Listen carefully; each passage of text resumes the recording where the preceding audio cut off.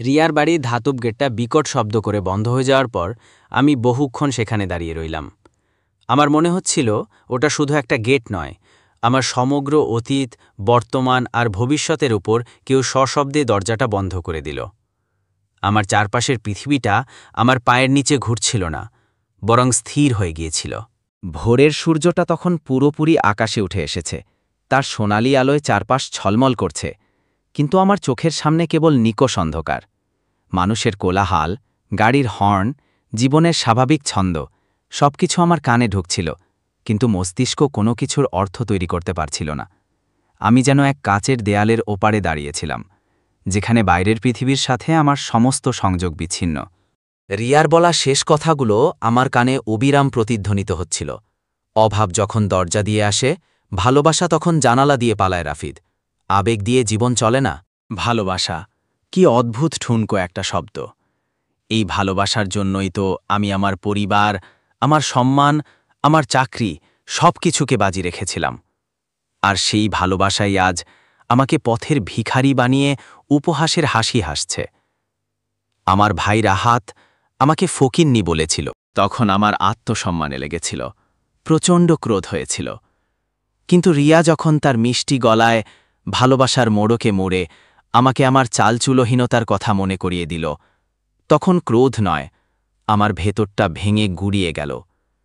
রাহাতের আঘাত ছিল বাইরের, কিন্তু রিয়ার আঘাতটা ছিল আমার আত্মার গভীরে। আকাশের দিকে তাকালাম। কিছুক্ষণের মধ্যেই উজ্জ্বল আকাশটার মুখ কালো মেঘের চাদরে ঢেকে গেল। বাতাসটা কেমন যেন ভারী হয়ে উঠল। একটু আগের সোনালি সকালটা মুহূর্তেই এক বিষণ্ণ দুপুরে পরিণত হল। এক ফোঁটা বৃষ্টি আমার তপ্ত গালে এসে পড়ল। আমি প্রথমে বুঝতেই পারলাম না, এটা কি আকাশের কান্না, নাকি আমার নিজের চোখ থেকে গড়িয়ে পড়া জল। কিন্তু আমার চোখ তো কবেই শুকিয়ে গেছে। কিছুক্ষণের মধ্যেই ঝমঝম করে বৃষ্টি নামল, এমন বৃষ্টি যেন আকাশ তার সমস্ত অভিমান আর কষ্ট আজ একসাথে ঝরিয়ে দেবে। রাস্তার মানুষগুলো মুহূর্তেই ছত্রভঙ্গ হয়ে গেল। সবাই দৌড়ে যে যার মতো আশ্রয়ের খোঁজে ছুটছে। শুধু আমি দাঁড়িয়ে রইলাম। বৃষ্টির প্রতিটি ফোঁটা আমার শরীরে ছুরির ফলার মতো বিঁধছিল। আমার শার্ট, প্যান্ট ভিজে জবজবে হয়ে গেল। শরীর বেয়ে জলের ধারা নামছে, কিন্তু আমার ভেতরের আগুন নেভানোর ক্ষমতা এই বৃষ্টির নেই। আমি হাঁটতে শুরু করলাম, কোনো গন্তব্য ছাড়াই। ভেজা রাস্তায় আমার ছায়া পড়ছে না, কারণ আমার নিজের ছায়াও হয়তো এই দুর্ভাগাকে ত্যাগ করে চলে গেছে। শহরের অলিগুলিতে ঘুরতে ঘুরতে কখন যে দিন গড়িয়ে সন্ধ্যা নামল আর সন্ধ্যা পেরিয়ে রাত হল, আমার কোনো হুঁশ ছিল না। বৃষ্টির তেজ কিছুটা কমেছে, কিন্তু থামেনি, টিপটিপ করে ঝরেই চলেছে। আমার শরীর ঠান্ডায় কাঁপছিল, কিন্তু তার চেয়েও বেশি কাঁপছিল আমার ভেতরটা, একাকিত্বের শীতে। রাত গভীর হল, রাস্তাঘাট প্রায় জনশূন্য, চারপাশ নিস্তব্ধ। শুধু দূর থেকে কয়েকটা কুকুরের ঘেউ ঘেউ শব্দ ভেসে আসছে আমার কানে। ওরা কি আমার মতোই একা? আমার মতোই কি ওদেরও কোনো আশ্রয় নেই? পেটের ভেতর ক্ষুধার আগুন জ্বলছে, কিন্তু তার থেকেও বড় প্রয়োজন এখন একটু মাথা গোজার ঠাঁই। এই ঠান্ডায়, এই ভেজা কাপড়ে আর এক মুহূর্তও রাস্তায় থাকা সম্ভব নয়। পকেট থেকে মোবাইলটা বের করলাম। ভাগ্যিস প্লাস্টিকের প্যাকেটে রাখায় ওটা বৃষ্টির হাত থেকে বেঁচে গেছে।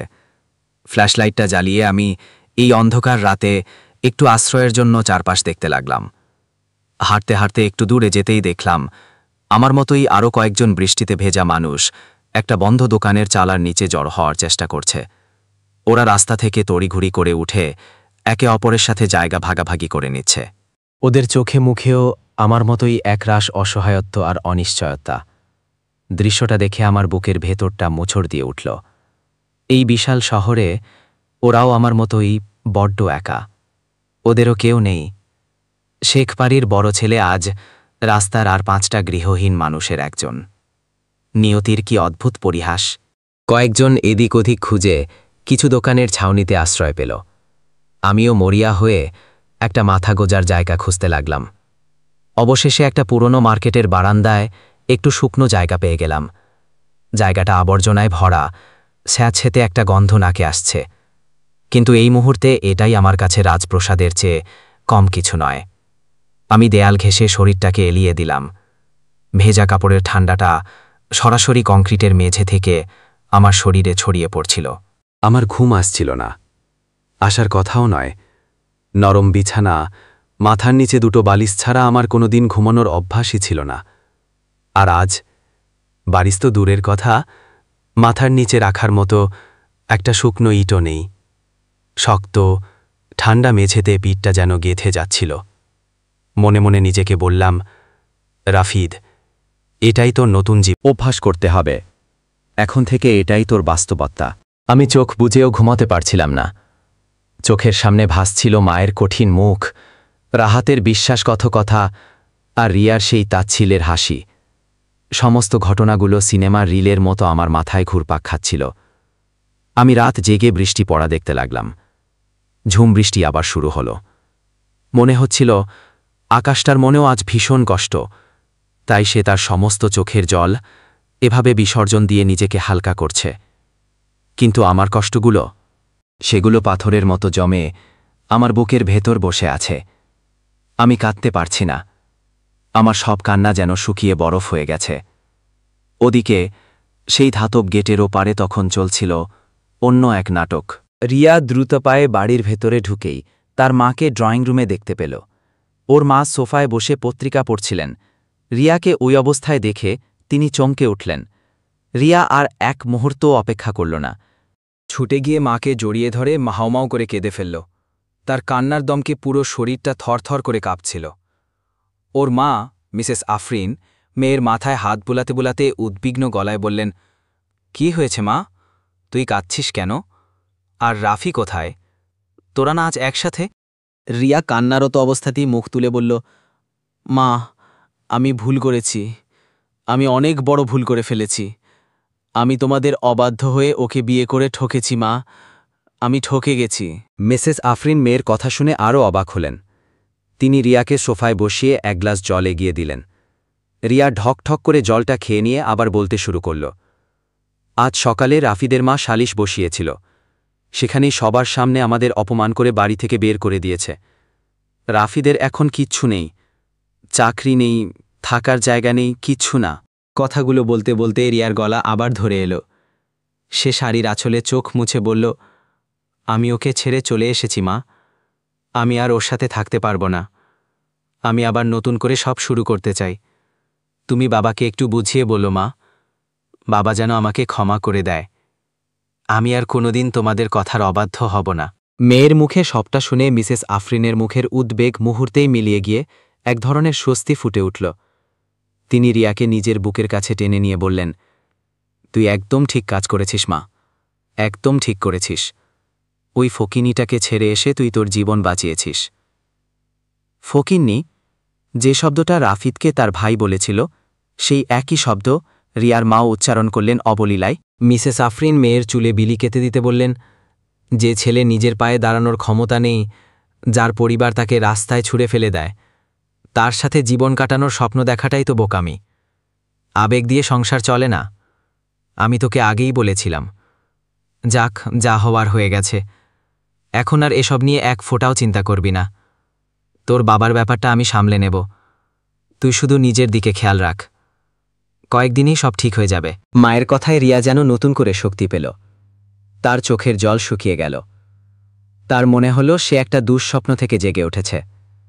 রাফিদের জন্য তার মনে যেটুকু মায়া বা অপরাধ বোধ ছিল, মায়ের কথায় সেটাও ধুয়ে মুছে গেল। সে এখন শুধু নিজের ভবিষ্যৎ নিয়ে ভাব, যেখানে রাফিদের কোনো অস্তিত্ব থাকবে না। আর আমি, রাফিদ, সেই মার্কেটের ঠান্ডা বারান্দায় শুয়ে বৃষ্টির শব্দ শুনছিলাম। আমার কানে তখন মায়ের কথা, ভাইয়ের কথা বা রিয়ার কোনো কথাই বাজছিল না। আমার ভেতরটা এক অদ্ভুত শূন্যতায় ভরে গিয়ে আমি একটা দীর্ঘশ্বাস ফেললাম। এই শহরের আকাশ আজ আমার দুঃখে কাঁদছে, কিন্তু এই শহরের কোনো মানুষ আমার পাশে নেই। শেখবাড়ির বড় ছেলে আজ পরিচয়হীন, আশ্রয়হীন। আমার পুরনো আমিটা আজ এই বৃষ্টির জলে পুরোপুরি ধুয়ে মুছে গেছে। আমার চোখের সামনে একটা ভেজা কুকুর এসে দাঁড়াল। তার করুণ চোখ দুটো আমার দিকে স্থির। হয়তো সেও আমার মধ্যে নিজের প্রতিচ্ছবি খুঁজছে। আমি জানি না কালকের সকালটা আমার জন্য কী নিয়ে আসবে, কিন্তু একটা জিনিস আমি বুঝতে পারছিলাম, আমার ভেতর জন্ম নিচ্ছিল নতুন এক মানুষ, যে ভালোবাসতে জানে না, বিশ্বাস করতে ভয় পায়, যে জানে এই পৃথিবীতে টিকে থাকতে হলে আবেগের কোনো দাম নেই, আছে শুধু টিকে থাকার বাড়াই। প্রিয় বন্ধুরা, গল্পটা তোমাদের কেমন লাগলো? যদি ভালো লাগে তাহলে একটা কমেন্ট করে যেও, তাহলে পরবর্তী পর্ব নিয়ে তোমাদের সামনে হাজির হব। ভালো থেকো সবাই, ধন্যবাদ।